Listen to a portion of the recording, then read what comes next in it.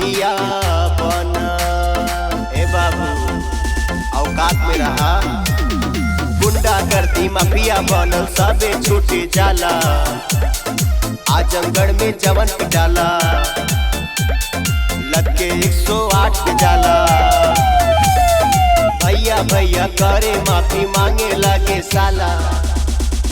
आजमगढ़ में जवन पिटाला लग के 108 पे जाला।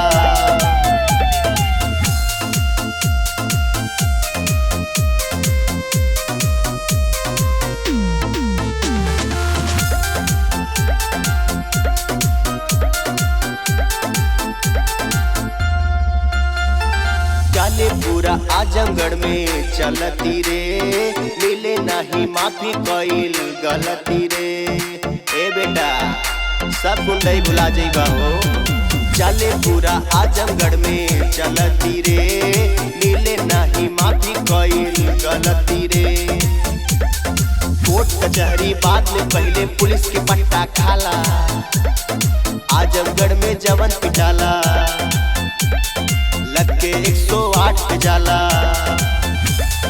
भैया भैया करे माफी मांगे लगे साला। आजमगढ़ में जवन पिटाला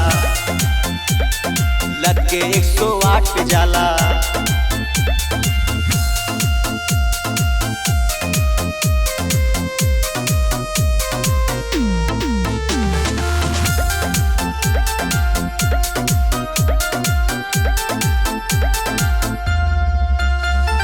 बाटे इतिहासवा में लिखल रे, नाम सुन के रूम नहीं मिलेला रे।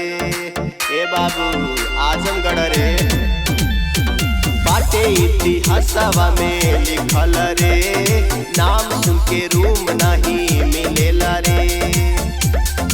आंसू गिरजिस मुन्ना कहे जीवन भर पछताला। आजमगढ़ में जवन पिटाला